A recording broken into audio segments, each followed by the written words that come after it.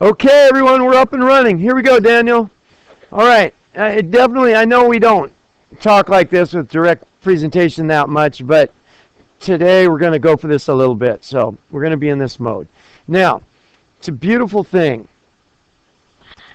So let's say we have some kind of function, and it really doesn't matter what. Let's say it's some kind of curve. Okay, so then we want to talk about any 2 points on this curve and then the line between them that goes through these 2 points. Thusly, okay, how would you define this line? And I should put arrows on it to say that it is a line, goes on forever, and it goes through 2 points on the curve. How would we define this line, Ian? What are your thoughts?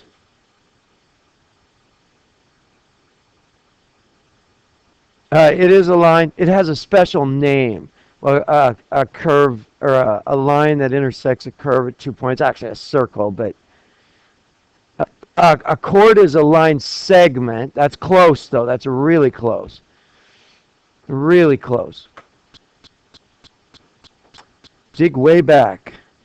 Wayback Machine. It's close to a chord. What he's talking about would be just, from here to there. That would be a chord.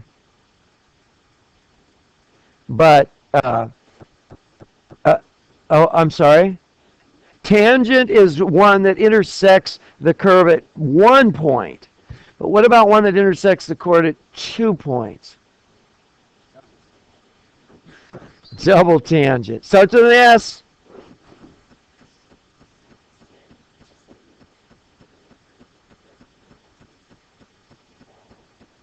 Secant line.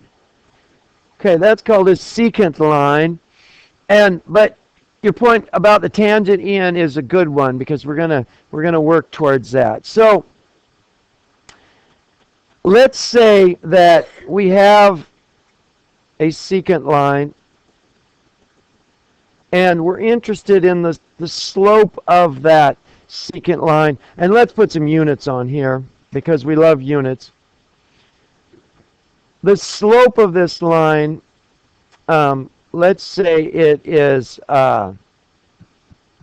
meters along here and time along here. I should say distance in meters and time along here in seconds. Seconds. Okay? So then, remember way back in the day, and I mean way back in the day, how did you do slope? Yeah, you did rise over run. Okay? And then after you got more sophisticated, I should get fancy on this. Check this out. I know, I'm going to get fancy. Where is that? I'm trying to get fancy. Yeah, you did. Rise over run was slope. Okay? And that was cool, and you felt good about it, and you knew it, yeah? But then at some point it went away. And it became the change in y over the change in x, right? And we say delta y for change and delta x for change, okay? And now we're going to consider this in a different way for calculus. We're going to say dy and dx to represent change. Okay? And in this case, what are the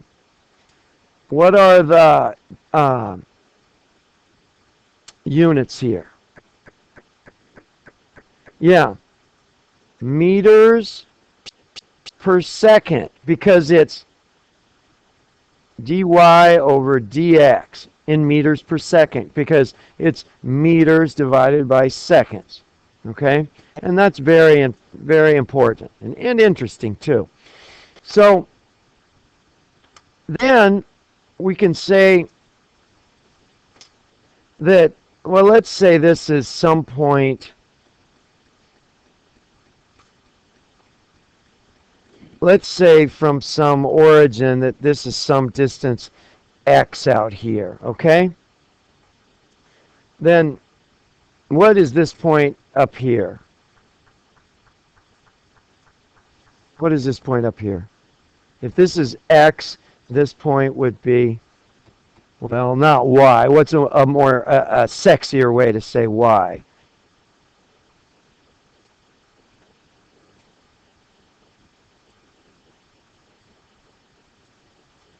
F of x. Thank you. Man, I was about to have a heart attack. Okay, so then this would be f of x. Okay, and then let's call, in this case, instead of dy for right now, I'm going to take this away, but it'll come back.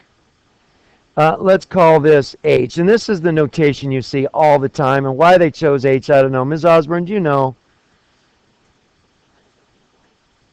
For when they're doing a formal definition of the derivative, why they chose h for that, they always do. I don't know. Just next letter up. So then if this is h, what is this distance out here? Daniel, loud and proud. X plus h. Okay? Okay? It's all right. So then so we go out here, x plus h, and then what would this height here be, up here? F of, well, not the interval. Okay, what did he mean? You're frozen. What did he mean? What's the height here? If the distance out here is x plus h, what's the height?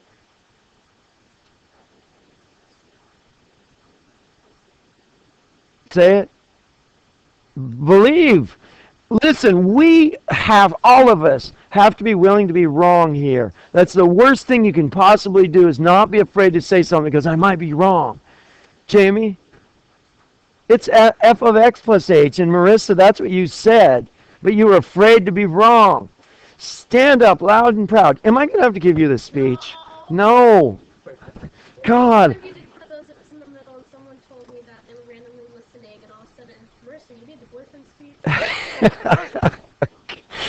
Awesome. You will go down in history, Marissa. This will be here 100 years from now. Calculus students will be listening to this. Who's Marissa? What's the boyfriend speech? Okay. No, Marissa is fabulous, and she is a young, strong, wonderful human being.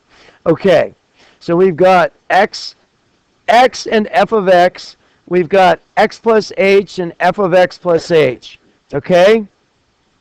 We're doing well, Julia. We're on a roll. This is good. Okay, now, I wish I had just a smidge more room. Maybe I can get it in up here. Now, the slope of the secant line. Kind of burn this into your brain. The slope of the secant line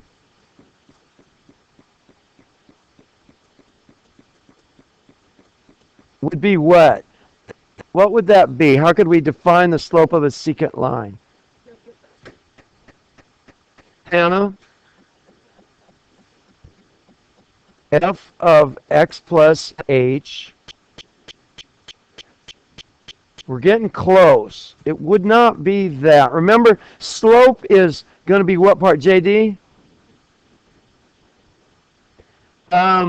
Oh, good call, but no, that's a little bit overkill, a little bit going in the other direction, but good call. Remember, we're trying to define slope, and way back in the day, how did we define slope? Rise over run. So what's our rise, Jamie?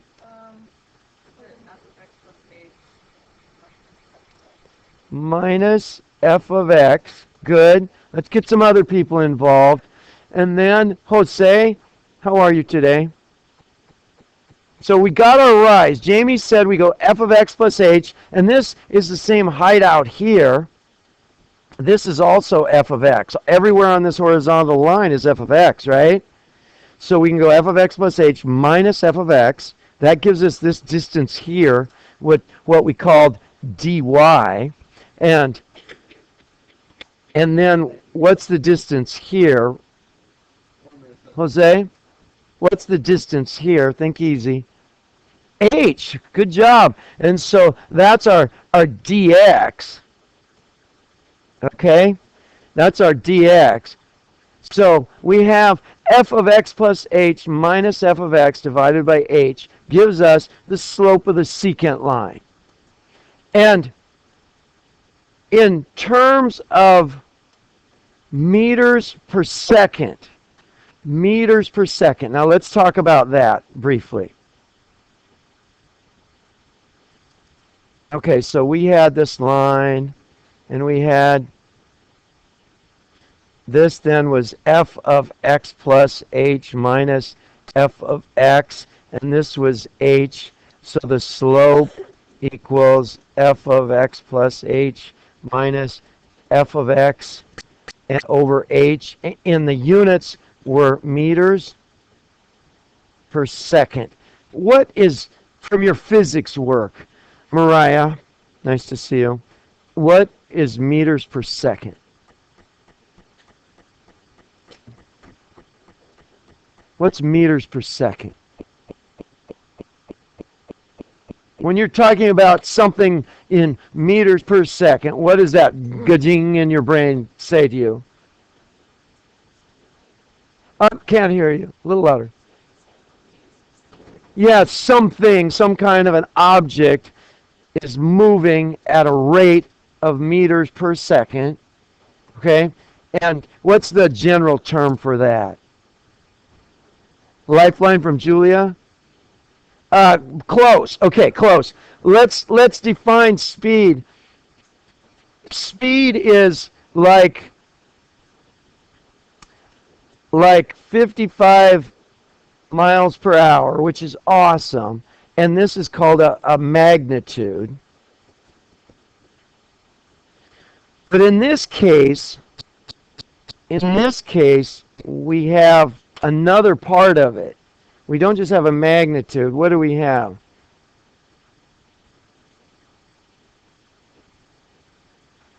What do we have? Not just a magnitude. Oh, direction. That's what we have. Good. So we have magnitude and direction. Yeah, it's a vector.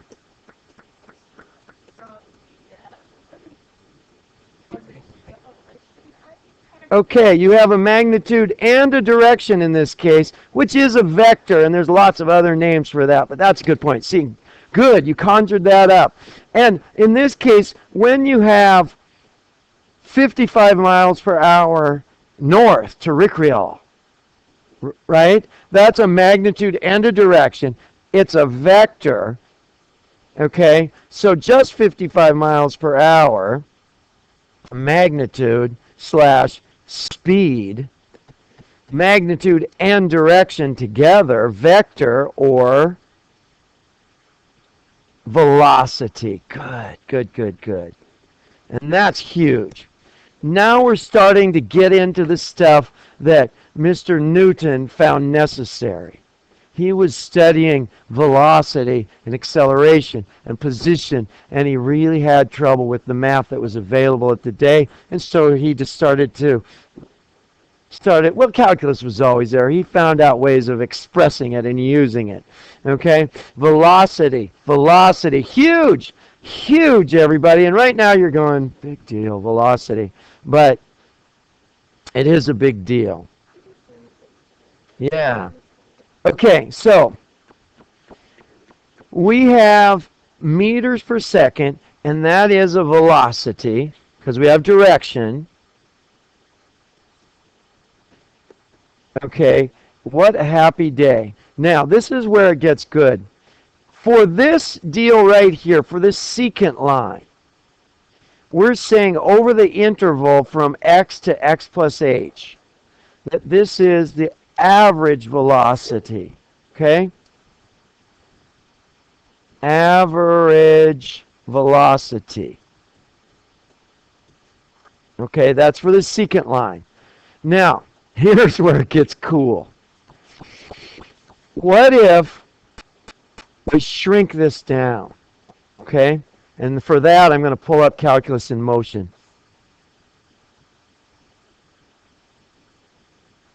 Okay, here's our x plus h. Here's our x. Here's a point. Let me see. Where does it go? Oh, reset. That's what I was looking for. So let's do these in order. A tangent segment at P. Here's your tangent, Ian. X plus h. Okay? I'm going to move that over a little bit. Can drag h or x. I wanted to move this. I was going to let me drag that. Sometimes. Oh, okay, there it is. I'm trying to move it over a little bit. I want to drag. It's not letting me move the one I wanted to. Sorry about this. I thought you could drag this. Only that far? Okay, we can do that. Create Q. Okay, here we go. This will work. So here's P and Q. And if you have a secant line between them, there it is. Secant PQ. That's what we had. Now, here's our distance h right here, correct? Okay, stay with it. This is the tricky part, Jerica. Secant PQ. What about if these guys get closer and closer together? The secant line is getting closer. H is getting smaller, smaller, smaller. Secant line is becoming what? What's the secant line approaching? It's starting to look more and more like a tangent line. So right here, we're what kind of velocity over that interval h? Average velocity. Average velocity is getting closer. H is getting smaller. When something gets closer and closer to zero, what do we call that? A limit. So the limit, as h gets smaller and smaller and smaller, as h approaches zero, the secant line becomes a tangent line. So here it's average velocity. The slope over that interval is average, average, average, average, average, average. As the limit, as h approaches zero, gets closer from a secant line. It's still a secant line, but just barely. It's losing its identity. It's a tangent line. Average velocity then becomes what we call instantaneous velocity, which is trippy. Because right now, is there a slope? Is there a rise over run? Is there change in x over change in y? Not technically, because there's no distance there. And that's what's so magical and head trippy about calculus. Right now we've got a slope. You know, right now you can, I'm going to pull up a piece of ink here. Turn on Smart Ink.